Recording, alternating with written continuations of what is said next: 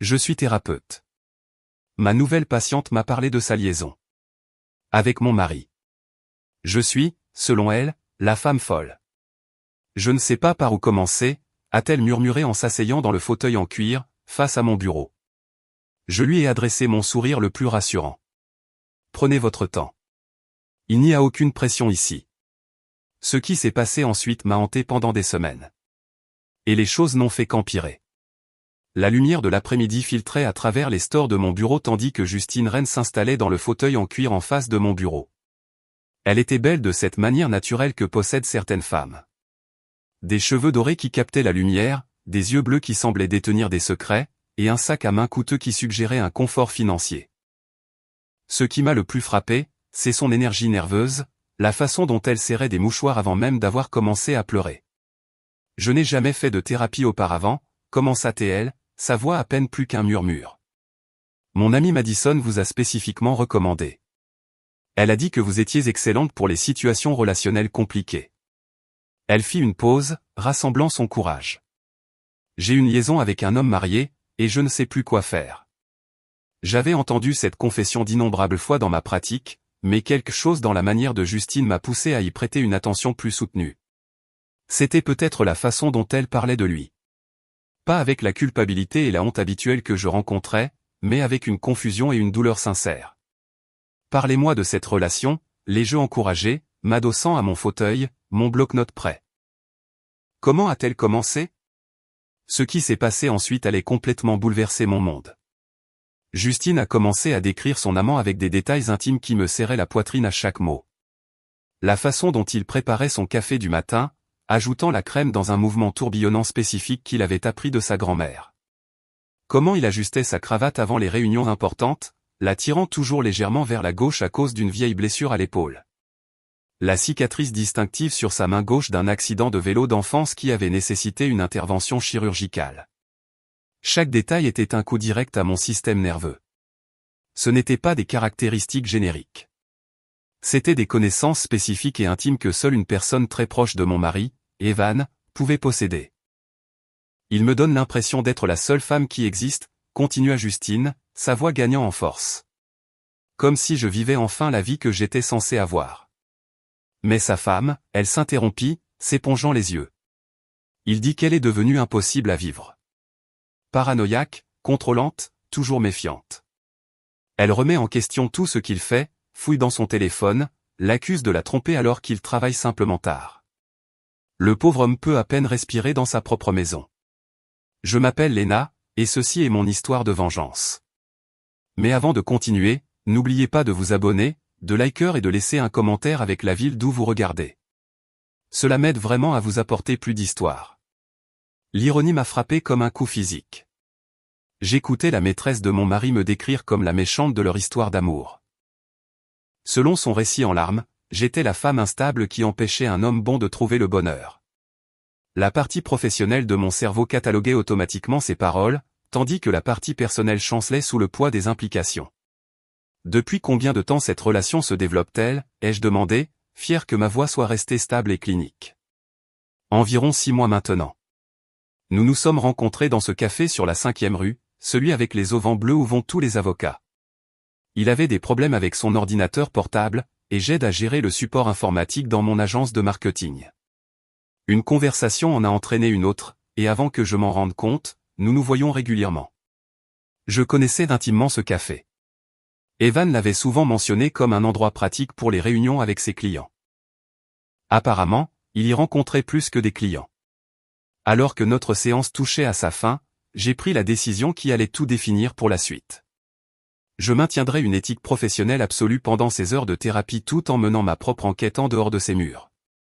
Justine m'avait fourni, sans le savoir, une feuille de route vers la tromperie de mon mari, et j'avais l'intention de suivre chaque chemin jusqu'à sa conclusion.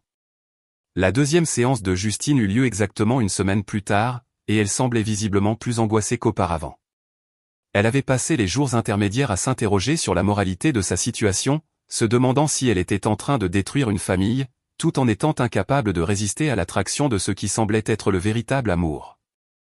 Il m'a offert quelque chose de spécial, dit-elle en sortant un foulard en soie rouge de son sac à main. Le tissu était exquis, manifestement cher, avec des motifs complexes tissés de fils d'or. Il a dit que ça lui rappelait ma passion, mon feu. Personne ne m'a jamais rien offert d'aussi beau. J'ai étudié attentivement le foulard, mémorisant chaque détail. La couleur, la texture, le motif doré distinctif. Tout cela serait important plus tard. Mais ce qui m'a le plus frappé, c'est la façon dont Justine le manipulait, comme une relique sacrée qui prouvait la dévotion de son amant. Il a un goût si incroyable, continua-t-elle. Il m'a dit qu'il avait passé des heures à le choisir, qu'il voulait quelque chose d'aussi unique que moi. Et la façon dont il l'a noué autour de mon cou. Elle s'interrompit, perdue dans ses souvenirs. C'était comme une promesse. Après le départ de Justine, je suis resté seul dans mon bureau, fixant mes notes de séance. Chaque ligne directrice éthique que j'avais jamais apprise exigeait que je transfère son cas immédiatement en raison de cet énorme conflit d'intérêts. Mais la transférer signifierait perdre l'accès à des informations cruciales sur ma propre vie. Au lieu de cela, j'ai décidé de marcher sur la plus fine des lignes éthiques, en maintenant des limites professionnelles pendant nos séances tout en poursuivant ma propre enquête en dehors. Ce soir-là, je suis rentré à la maison et j'ai trouvé Evan d'une humeur inhabituellement bonne. Il fredonnait en préparant le dîner. Quand il m'a embrassé sur la joue, j'ai senti une légère trace d'un parfum inconnu. Léger, floral, cher. « Bonne journée au travail », ai-je demandé, étudiant son visage à la recherche de signes révélateurs. « Excellente journée. J'ai conclu une affaire majeure pour un client. » Parfois, tout se met en place parfaitement. Son choix de mots semblait chargé d'un double sens, mais j'ai gardé une expression neutre. Après le dîner, pendant qu'il prenait sa douche, j'ai mené ma première véritable surveillance de notre espace commun. Son ordinateur portable était ouvert sur la table de la salle à manger, protégé par un mot de passe, mais affichant l'historique de navigation récent dans l'aperçu, site d'hôtel, réservation de restaurant, adresse de bijouterie, tous pour des endroits que nous n'avions jamais visités ensemble. Le lendemain matin apporta la confirmation que je redoutais. En chargeant ma mallette dans ma voiture, quelque chose de rouge a attiré mon attention à travers la vitre passager de la BMW d'Evan. Là, drapé négligemment sur le siège, se trouvait exactement le même foulard que Justine m'avait montré, le motif doré unique reconnaissable sous la lumière du matin. Mes mains tremblaient tandis que je sortais mon téléphone et le photographiais sous plusieurs angles, en faisant attention de ne rien toucher et de ne laisser aucune preuve de ma découverte. Ce n'était plus de la paranoïa ou une coïncidence. C'était la preuve tangible que ma patiente avait bien une liaison avec mon mari. Je me suis rendu au travail ce matin-là, l'esprit tourbillonnant de possibilités et d'implications.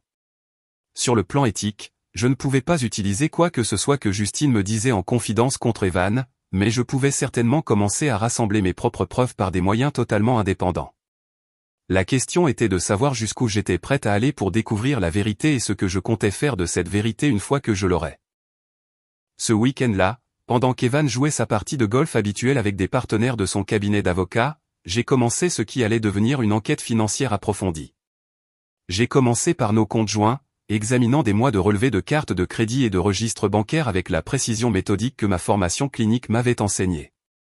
Ce que j'ai découvert était un schéma de tromperie si étendu qu'il m'a coupé le souffle. Des frais dans des restaurants dont je n'avais jamais entendu parler apparaissaient régulièrement pendant les heures de déjeuner en semaine. Un hôtel-boutique du centre-ville montrait des visites récurrentes à des moments où Evan prétendait travailler tard. Le plus accablant était les achats dans des bijouteries haut de gamme, des grands magasins et des boutiques spécialisées. Des centaines de dollars dépensés pour des articles que je n'avais jamais reçus. J'ai photographié chaque transaction suspecte, créant un tableur détaillé qui suivait les dates, les montants et les lieux. Les frais d'hôtel étaient particulièrement révélateurs. Toujours réservés au nom d'Evan, toujours pendant les heures de bureau, toujours pour des montants qui suggéraient des séjours prolongés l'après-midi plutôt que de brèves réunions. Une charge a immédiatement attiré mon attention, Meridian Jewelers, la même boutique où Evan avait acheté ma bague de fiançailles des années auparavant. La charge récente était substantielle, survenue quelques jours seulement avant que Justine ne me montre son foulard rouge. J'ai appelé le magasin, prétextant avoir besoin d'informations pour des raisons d'assurance. « Oh, oui, Monsieur Cross », a dit l'associé de vente, serviable. Il est devenu un client assez régulier, toujours à la recherche de cadeaux spéciaux. Ce coffret d'accessoires avec le foulard rouge était l'une de nos sélections premium. La confirmation m'a frappé comme de l'eau glacée. Non seulement mon mari avait acheté des bijoux pour une autre femme, mais il l'avait fait dans un magasin qui avait une valeur sentimentale pour notre relation. La trahison semblait personnelle et calculée. Lors de ma séance suivante avec Justine, elle est arrivée portant un superbe bracelet tennis en diamant qui scintillait à chaque geste. Quand je l'ai complimenté, elle a rougi de plaisir évident. Un autre cadeau de sa part, dit-elle en touchant le bracelet avec révérence. Il m'a emmené dans cette incroyable bijouterie du quartier des Arts. Le propriétaire l'a traité comme un roi. Apparemment, il est client depuis des années. Il a dit que je méritais de belles choses, que je m'étais contenté de moins toute ma vie. J'ai immédiatement reconnu la description. C'était le même bijoutier où Evan était censé avoir commandé mon cadeau d'anniversaire l'année dernière. Un cadeau qui ne s'est jamais matérialisé parce que la pièce que j'avais choisie était prétendument en rupture de stock indéfiniment. Après le départ de Justine, j'ai de nouveau appelé Meridian Jewelers, demandant cette fois l'historique des achats d'un client. Monsieur Cross a fait des achats assez fréquents chez nous cette année, a confirmé l'associé. Plusieurs pièces haut de gamme, toujours pour des occasions spéciales avec ses amis. Un gentleman si romantique. Le pluriel, ami, m'a donné des frissons. Justine n'était peut-être pas la seule relation extra-conjugale d'Evan. J'étais potentiellement marié à un infidèle en série qui finançait tout un style de vie de liaison avec nos biens communs. Ce soir-là, j'ai décidé de mener ma première surveillance physique. Pendant ce que Justine avait décrit comme l'un de leurs moments de rencontre réguliers, je suis passé en voiture devant l'hôtel-boutique du centre-ville qui apparaissait sur nos relevés. Bien sûr, la BMW noire d'Evan était dans le parking, au 3e niveau, place 23. J'ai mémorisé l'endroit et l'heure, ajoutant un autre point de données crucial à mon dossier de preuves grandissant. La partie méthodique de mon esprit était maintenant pleinement engagée. Je construisais un dossier complet avec la même précision que j'utilisais dans la documentation clinique, et mon mari n'avait aucune idée qu'il était l'objet d'une enquête menée par quelqu'un possédant exactement les compétences nécessaires pour exposer complètement sa tromperie. La 4e séance de Justine a révélé la guerre psychologique qu'Evan menait contre moi depuis des mois sans que j'en sois consciente. Elle a décrit comment son amant dépeignait son mariage comme une prison, lui-même comme une victime, et moi comme une geôlière de plus en plus instable qui rendait sa vie misérable par des soupçons constants et une manipulation émotionnelle. Il dit qu'elle était différente avant, expliqua Justine, sa voix remplie de ce qui semblait être une sympathie sincère pour mon sort supposé. Mais au fil des ans, elle est devenue paranoïaque et contrôlante. Elle remet en question chaque soirée tardive au travail, fouille dans son téléphone quand elle pense qu'il dort, a même engagé quelqu'un pour le suivre une fois. J'ai failli laisser tomber mon stylo. Je n'avais jamais engagé personne pour suivre Evan, jamais fouillé dans son téléphone, jamais fait aucune des choses qu'il prétendait. Mais je réalisais avec une horreur croissante qu'il préparait le terrain depuis des mois, me dépeignant comme mentalement instable pour justifier ses liaisons et se préparer à la fin de partie qu'il avait prévue. Cela semble être une situation très difficile pour toutes les personnes impliquées, ai-je réussi à dire, maintenant ma neutralité thérapeutique tout en hurlant intérieurement. Il a tellement essayé de l'aider, continua Justine. Il a même suggéré une thérapie de couple, mais elle a refusé, disant que le thérapeute prendrait simplement son parti parce qu'elle est une femme. Il s'inquiète de ce qu'elle pourrait faire si elle découvrait notre existence. Il pense qu'elle pourrait se faire du mal ou porter de fausses accusations contre lui. La manipulation était d'une sophistication à couper le souffle. Evan ne se contentait pas de tromper. Il créait un récit élaboré qui me positionnait comme la méchante et lui-même comme la victime qui souffrait depuis longtemps. Plus troublant encore, il suggérait que je pourrais être suicidaire ou vindicative, des allégations qui pourraient détruire ma réputation professionnelle si elle devenait publique. Après la séance, je me suis rendu dans mon ancien quartier et j'ai rendu visite à Madame Patterson, notre ancienne voisine qui nous connaissait depuis que nous étions jeunes mariés. Autour d'un café, j'ai sondé avec précaution ses impressions sur notre mariage. Vous deux semblez toujours si heureux, dit-elle en étudiant mon visage avec inquiétude. Bien que je doive dire, Evan a mentionné récemment que tu avais des difficultés émotionnelles. Il semblait vraiment inquiet pour toi. Il a dit que tu avais des sautes d'humeur et des épisodes paranoïaques. Mon cœur se serra. Evan avait empoisonné l'opinion des gens de notre cercle social, créant une base pour son récit de ma prétendue instabilité mentale. Si cela atteignait mes collègues professionnels ou mon conseil de l'ordre, cela pourrait dévaster ma carrière. Ce soir-là, j'ai décidé de tester ces tactiques de gaslighting en mentionnant un stress professionnel normal pour voir comment il réagirait. J'ai eu une patiente difficile aujourd'hui, ai-je dit nonchalamment pendant le dîner. Quelqu'un qui fait face à des problèmes relationnels qui m'ont rappelé des cas que j'ai lus. Sa réaction fut immédiate et révélatrice. Tu ramènes beaucoup de travail à la maison ces derniers temps, Lena. Es-tu sûr de gérer le stress de manière appropriée? Peut-être devrais-tu envisager de voir quelqu'un toi-même. Tes sautes d'humeur deviennent plus fréquentes. Il n'y avait pas de sautes d'humeur. J'avais simplement mentionné une patiente en passant, mais il avait recadré cela comme une preuve de la détérioration de mon état mental. J'ai commencé à enregistrer nos conversations sur mon téléphone, non pas à des fins légales, mais pour préserver ma propre santé mentale. Quand je les ai réécoutées plus tard, le contraste entre ce qui s'était réellement passé et la façon dont il le décrivait était stupéfiant. Evan n'avait pas seulement une liaison. Il menait une campagne systématique pour saper ma crédibilité et ma santé mentale, se positionnant comme la victime innocente d'une femme devenue dangereusement instable. Mais il avait commis une erreur cruciale. Il essayait de manipuler une psychologue agréée spécialisée dans la reconnaissance exacte de ces schémas de manipulation. La négligence croissante d'Evan est devenue mon plus grand avantage.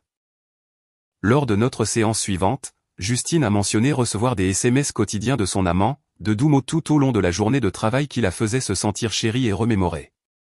Elle m'a montré quelques exemples sur son téléphone, des messages anodins sur le fait que son sourire lui manquait ou qu'il avait hâte de leur prochaine rencontre. Il est si attentionné, s'extasia-t-elle. Il m'envoie un texto tous les matins et tous les soirs, sans jamais manquer. Parfois, je pense qu'il me connaît mieux que je ne me connais moi-même. Ce qu'elle ne réalisait pas, c'est qu'elle venait de me donner des informations cruciales sur les schémas de communication d'Evan. S'il lui envoyait régulièrement des SMS depuis son téléphone principal, il y aurait des enregistrements. Et s'il était assez intelligent pour utiliser un appareil séparé, je savais maintenant qu'il fallait chercher des preuves de compte cachés. Ce week-end-là, alors qu'Evan assistait à une retraite de son cabinet d'avocat, j'ai effectué la fouille la plus approfondie de notre maison que j'ai jamais tentée. Caché derrière des manuels de droit dans son bureau, j'ai trouvé des relevés pour un compte téléphonique que je n'avais jamais vu auparavant. Le compte montrait une activité d'appel et de SMS intensive avec plusieurs numéros de téléphone, dont un qui apparaissait fréquemment pendant les heures de bureau. J'ai recoupé ce numéro avec les moments où Justine passait des appels pendant nos séances, quand elle pensait que je ne regardais pas. Correspondance parfaite. Mais plus troublant encore était la preuve de communication avec au moins 2 autres numéros qui suivaient des schémas similaires. Des contacts fréquents pendant les heures de travail, des appels prolongés le soir, les signes révélateurs de relations intimes. Evan ne se contentait pas de tromper avec Justine. Il entretenait plusieurs liaisons simultanément. Chaque femme croyant probablement être sa seule relation extra-conjugale. Les relevés téléphoniques ont également révélé autre chose, des appels réguliers au bureau d'un avocat spécialisé en divorce, toujours passés à des moments où il me disait être au tribunal ou en réunion avec des clients. J'ai photographié chaque page de ces relevés, documentant la preuve que mon mari avait prévu de quitter notre mariage tout en travaillant activement à me dépeindre comme mentalement instable. Ma découverte suivante est venue par pure chance. Evan avait laissé son ordinateur portable ouvert en prenant un appel dans le jardin, et j'ai remarqué plusieurs onglets de navigateur encore actifs, des sites de réservation d'hôtels, des systèmes de réservation de restaurants et, surtout, un compte de stockage en nuage dont je n'avais jamais connu l'existence. En utilisant son mot de passe typiquement prévisible, une combinaison de l'année de son diplôme de droit et de notre anniversaire de mariage, j'ai accédé à des mois de fichiers cachés. Des photos de lui avec Justine et au moins 2 autres femmes que je ne reconnaissais pas. Des captures d'écran de SMS où il coordonnait des rendez-vous et faisait des promesses. Le plus accablant de tous, des conversations détaillées sur la gestion du « problème de l'épouse » avec chacune de ses petites amies. Il avait dit à Justine que j'étais paranoïaque et contrôlante. Une autre femme avait été informée que j'étais émotionnellement instable et potentiellement dangereuse. Une troisième relation impliquait des histoires sur ma prétendue dépendance aux médicaments sur ordonnance et un comportement erratique qui l'embarrassait professionnellement. Chaque récit était soigneusement conçu pour faire de lui la victime et justifier ses liaisons. Mais les voir tous ensemble a révélé la nature calculée de sa tromperie. Ce n'était pas un homme qui était tombé dans la tentation. C'était quelqu'un qui avait construit un système élaboré de mensonges pour soutenir plusieurs relations tout en se positionnant pour un divorce favorable. J'ai tout téléchargé sur un disque dur externe chiffré, sachant que cette preuve serait cruciale pour ce que je commençais à planifier. Evan pensait qu'il jouait aux échecs alors que je restais ignorante du jeu. Il n'avait aucune idée que j'avais 3 coups d'avance depuis le moment où Justine est entrée dans mon bureau. La révélation qu'Evan prévoyait de divorcer de moi tout en détruisant simultanément ma réputation exigeait une action stratégique immédiate. J'ai pris rendez-vous pour une consultation avec Patricia Williams, l'une des avocates en droit de la famille les plus respectées de la ville, en utilisant mon temps personnel pour que mon absence ne soit pas remarquée. Le bureau de Patricia était en centre-ville, délibérément choisi car il était loin de nos lieux de travail et de nos cercles sociaux. Elle a examiné mes preuves avec le détachement professionnel que j'attendais, haussant parfois un sourcil devant la minutie de ma documentation.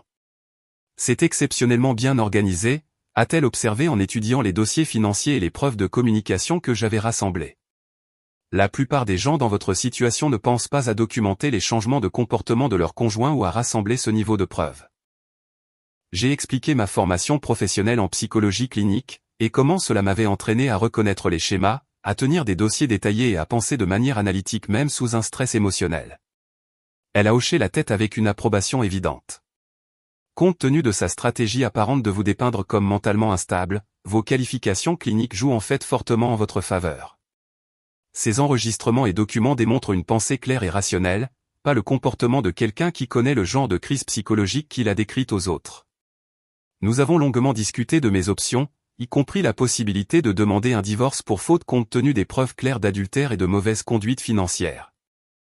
Plus important encore, elle a expliqué comment son utilisation des fonds communs pour soutenir ces liaisons pourrait avoir un impact significatif sur la division des biens en ma faveur. Il a commis plusieurs erreurs juridiques coûteuses, a noté Patricia. Utiliser des biens matrimoniaux pour financer des relations extra-conjugales, cacher des comptes financiers et vous tromper sur ses intentions. Ces actions pourraient aboutir à une attribution substantielle de vos biens matrimoniaux. Mais avant de pouvoir avancer sur le plan juridique, je devais régler le problème éthique de continuer à traiter Justine. Autant j'appréciais les informations que je recueillais, autant je ne pouvais pas maintenir notre relation thérapeutique en sachant ce que je savais. Je devais gérer cette transition avec soin pour protéger à la fois ma licence professionnelle et mes intérêts personnels. Le lendemain matin, j'ai appelé le docteur Peterson pour lui référer Justine, invoquant un conflit d'horaire qui rendait difficile pour moi de continuer à lui fournir des soins adéquats. J'ai trouvé une excellente thérapeute spécialisée dans le conseil relationnel, ai-je dit à Justine lors de ce qui serait notre dernière séance. Le docteur Peterson a une vaste expérience pour aider les gens à naviguer dans des situations émotionnelles complexes comme la vôtre.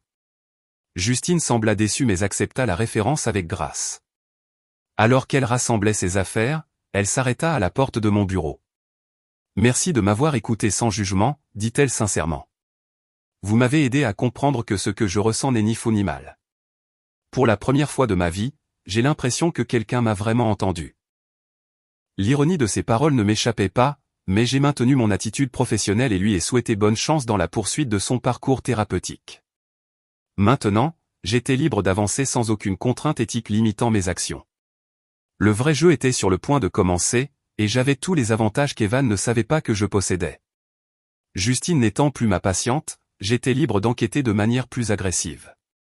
Les relevés téléphoniques que j'avais découverts avaient révélé des contacts avec plusieurs femmes, mais je devais comprendre toute l'étendue de la tromperie d'Evan.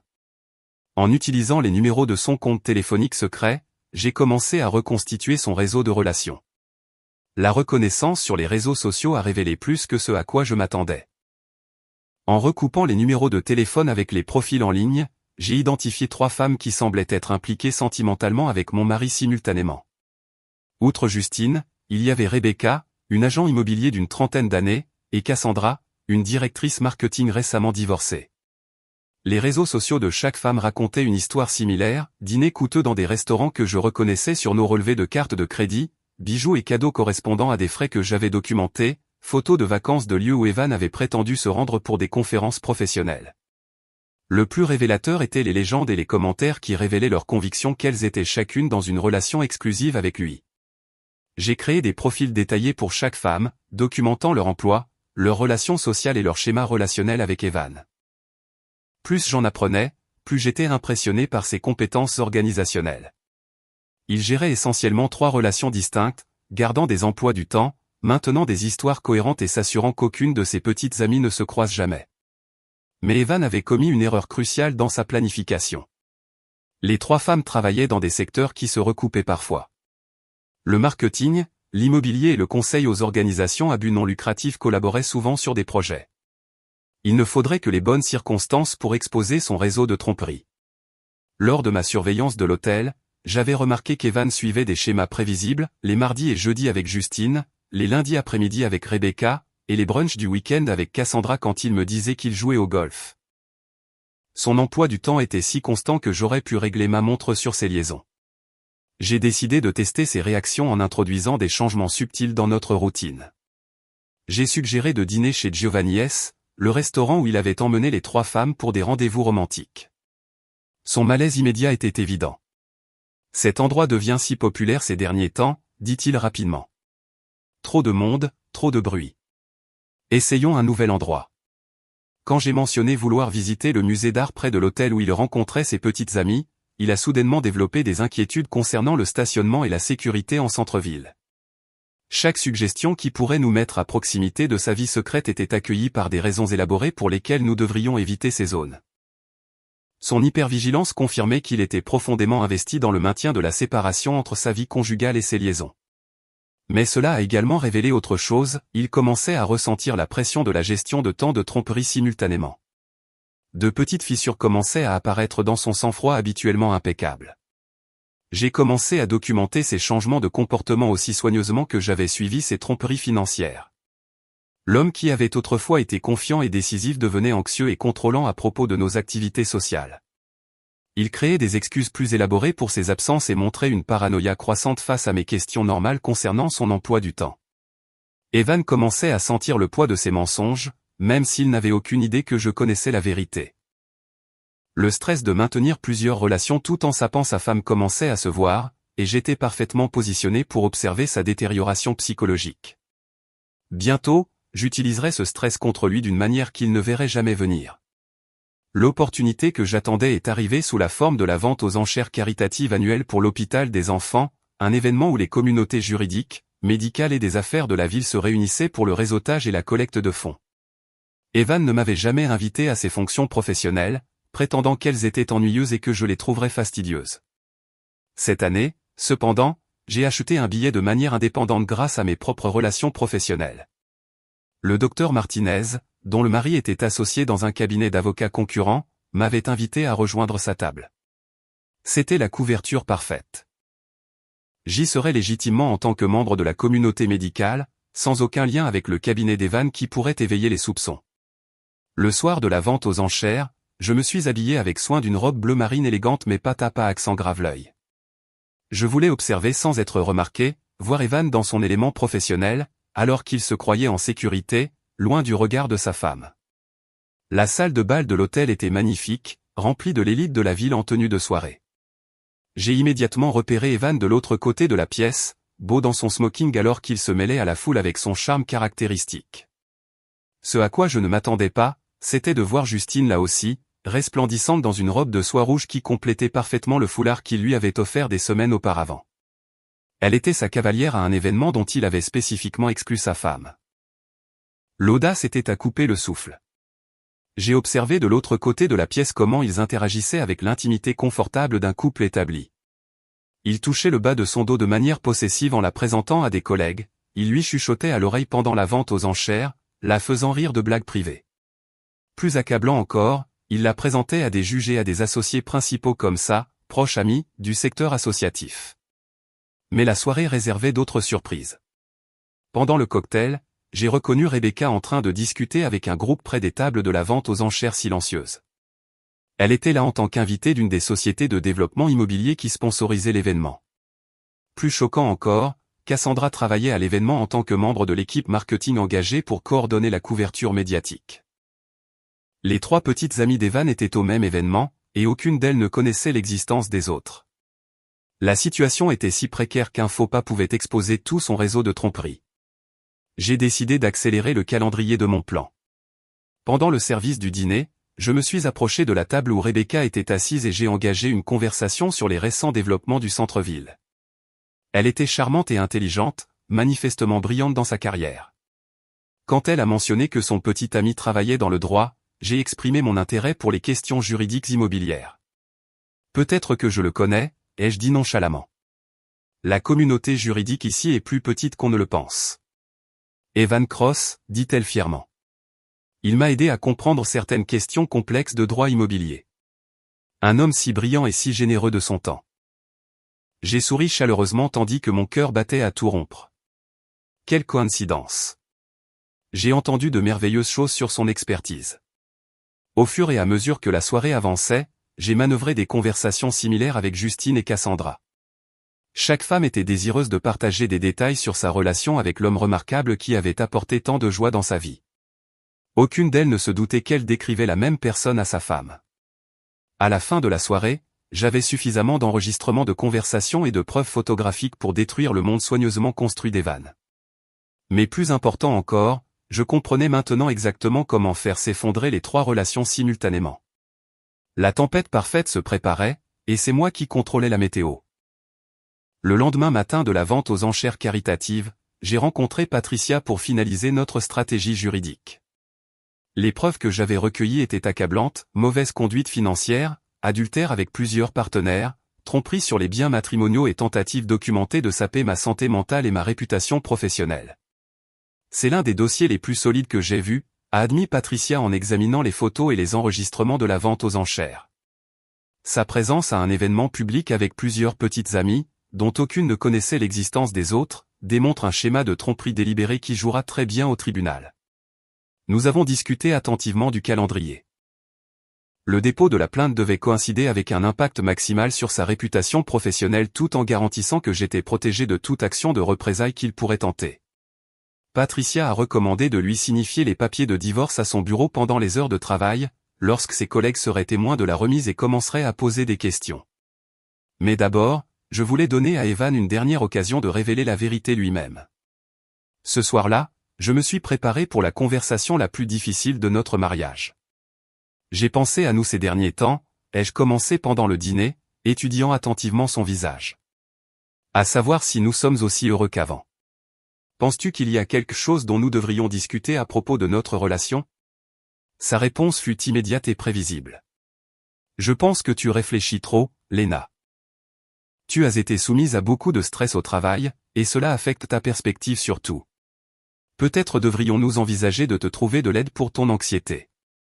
Même lorsqu'on lui a donné une occasion directe d'avouer, il a choisi de me manipuler à la place. C'était la confirmation finale dont j'avais besoin que la réconciliation était impossible. Le lendemain matin, alors qu'Evan était au tribunal, j'ai mis en œuvre la première phase de mon plan.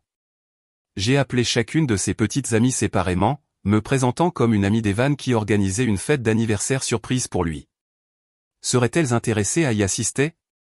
La fête aurait lieu au restaurant Giovanni S ce vendredi soir à 19h.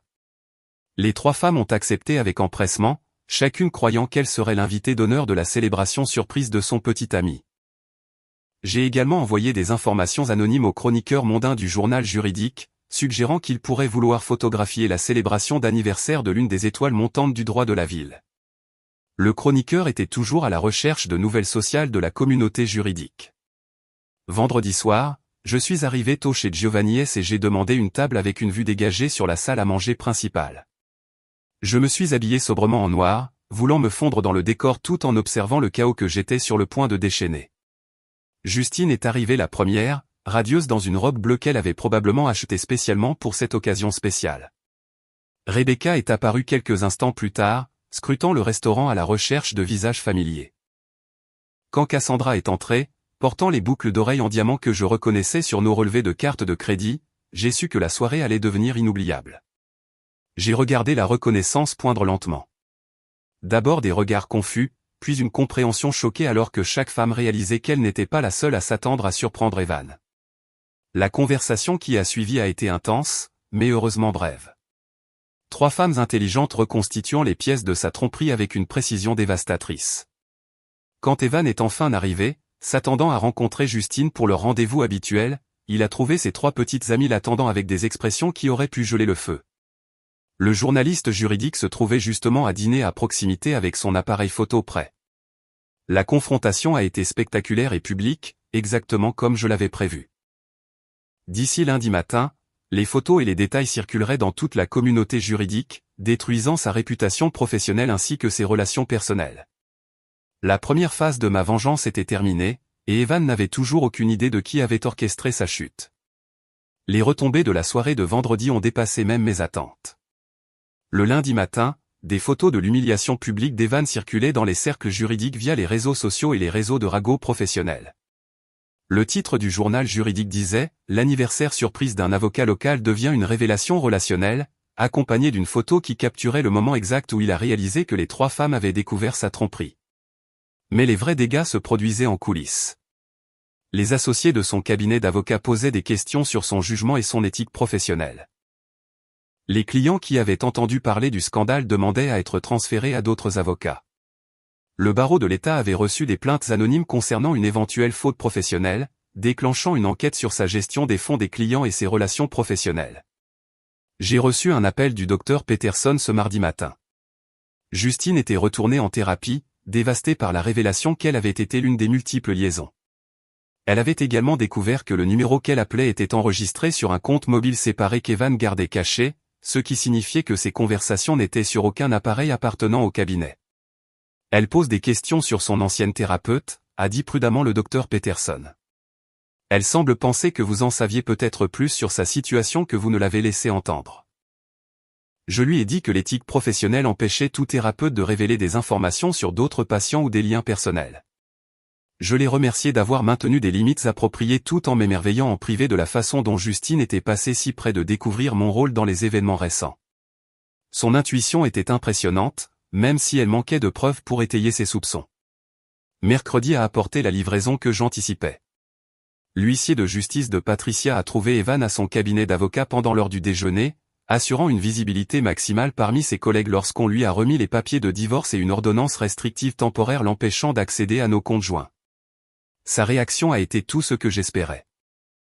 Selon les sources de Patricia au palais de justice, Evan avait hurlé à propos de fausses accusations et d'instabilité mentale, menaçant de détruire ma réputation professionnelle par le biais de ses relations juridiques. Son effondrement public devant le personnel du palais de justice n'a fait que renforcer l'image d'un homme dont la vie personnelle avait complètement échappé à tout contrôle. Ce soir-là, il est rentré chez lui enragé, exigeant des explications et m'accusant d'avoir orchestré son exposition. Sa paranoïa était à la fois satisfaisante et préoccupante. Il commençait clairement à soupçonner la vérité, mais ne pouvait rien prouver. « C'est toi qui as fait ça », a-t-il crié en agitant les papiers de divorce devant mon visage. « Tu m'as suivi. Tu m'as piégé. Tu as détruit mes relations et ma carrière. Tu es exactement aussi folle que je l'ai dit à tout le monde. » J'ai gardé un calme parfait, enregistrant tout sur mon téléphone pendant qu'il fulminait sur les conspirations et la trahison. « Je pense que tu projettes ta propre culpabilité sur moi, Evan. Tu as détruit tes propres relations par la tromperie. J'ai simplement demandé le divorce quand je ne pouvais plus tolérer de vivre avec quelqu'un qui avait si peu de respect pour notre mariage. Ces tentatives de m'intimider ont échoué parce que j'étais préparé à tous les arguments qu'il pouvait avancer. Plus important encore, son comportement fournissait des preuves supplémentaires de l'instabilité émotionnelle qu'il m'avait faussement attribuée pendant des mois. Le jeudi, il avait déménagé de notre maison pour un appartement en centre-ville, prétextant avoir besoin d'espace pour réfléchir. En réalité, sa présence était devenue un handicap tant pour son dossier juridique que pour ses relations professionnelles restantes. L'homme qui avait passé des mois à me dépeindre comme mentalement instable était maintenant celui dont le comportement apparaissait de plus en plus erratique et désespéré.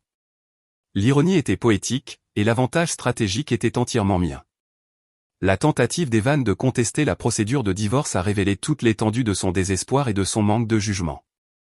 Contre l'avis de son avocat, il a déposé des contre-accusations affirmant que j'avais subi une dépression nerveuse et orchestré une campagne élaborée pour détruire sa réputation par de fausses accusations et la manipulation de ses relations amoureuses.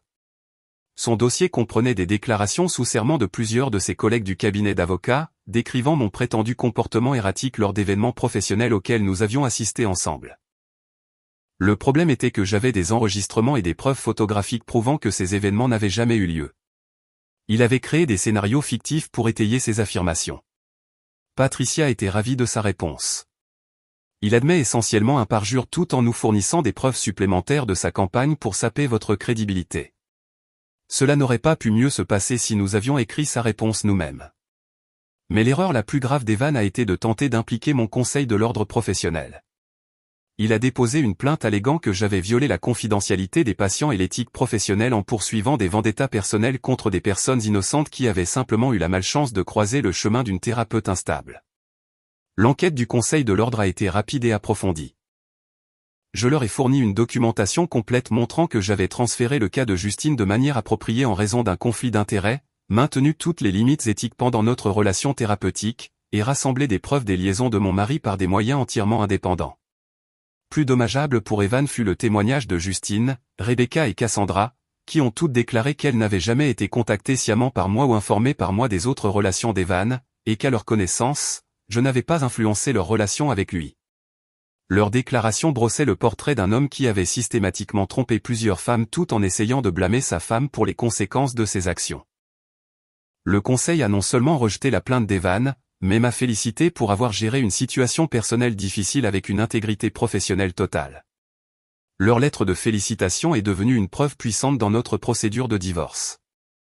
Pendant ce temps, la vie professionnelle d'Evan continuait de se détériorer.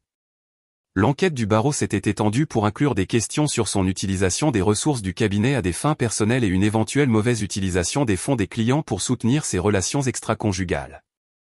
Plusieurs clients avaient déposé des plaintes concernant son comportement distrait et erratique lors de procédures judiciaires.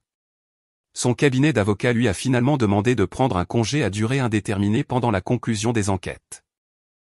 Sans ses revenus et avec des frais de justice croissants, sa situation financière est devenue de plus en plus désespérée. L'homme qui avait autrefois contrôlé chaque aspect de notre relation par la manipulation et la tromperie était maintenant réduit à mendier un règlement qui lui permettrait de maintenir une certaine dignité et une stabilité financière. Lors de notre dernière conférence de règlement, Evan a fait une dernière tentative de négocier depuis une position qu'il croyait être de force. « Vous ne prouverez jamais que j'ai fait quoi que ce soit d'illégal », dit-il en me fixant de l'autre côté de la table de conférence. « Et tout le monde sait que vous êtes instable. Personne ne croira votre version des événements. » Patricia a fait glisser un épais dossier sur la table contenant des copies imprimées de toutes les preuves que j'avais recueillies, dossiers financiers, photographies, enregistrements, déclarations de témoins et témoignages professionnels sur ma stabilité mentale et ma conduite éthique. « Votre client a le choix, dit-elle calmement. Acceptez notre proposition de règlement, qui lui laisse suffisamment d'actifs pour redémarrer sa vie tranquillement, ou aller en procès, où toutes ses preuves deviendront publiques et ses perspectives professionnelles restantes disparaîtront complètement. » L'avocat d'Evan a passé 1 heure à examiner la documentation avant de lui conseiller d'accepter nos conditions immédiatement. La guerre était finie, et j'avais gagné de manière décisive. Le règlement du divorce a dépassé même les projections optimistes de Patricia. Le tribunal m'a accordé la maison, 70% de nos biens matrimoniaux et une pension alimentaire substantielle qui continuerait jusqu'à ce que je choisisse de me remarier. Les tentatives d'Evan de me dépeindre comme mentalement instable avaient si complètement échoué que le juge a commenté le niveau extraordinaire de planification et de pensée rationnelle démontré par ma collecte de preuves. Plus satisfaisant que la victoire financière a été de voir la réputation soigneusement construite d'Evan s'effondrer sous le poids de ses propres tromperies. L'enquête du barreau a abouti à un blâme formel et à une formation obligatoire en éthique. Son ancien cabinet d'avocats a réglé plusieurs plaintes de clients en blâmant ses problèmes personnels pour une représentation inadéquate. La plupart de ses contacts professionnels se sont éloignés pour éviter d'être associés au scandale. Justine, Rebecca et Cassandra avaient tout avancé dans leur vie de manière positive. Justine a continué la thérapie avec le docteur Peterson et a finalement commencé à sortir avec un collègue qui la traitait avec un respect sincère.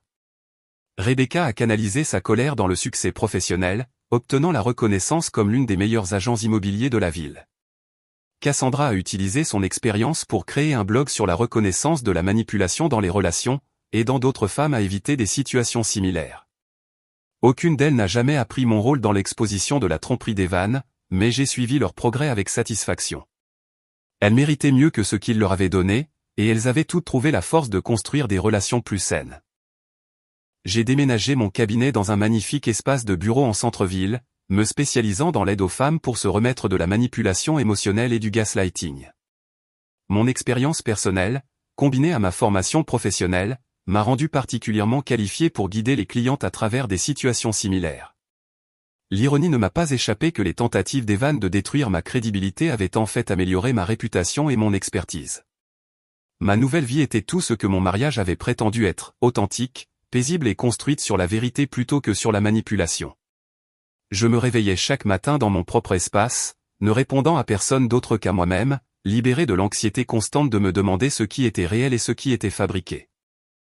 La meilleure vengeance n'avait pas été de détruire Evan, bien que sa réputation et sa carrière aient considérablement souffert.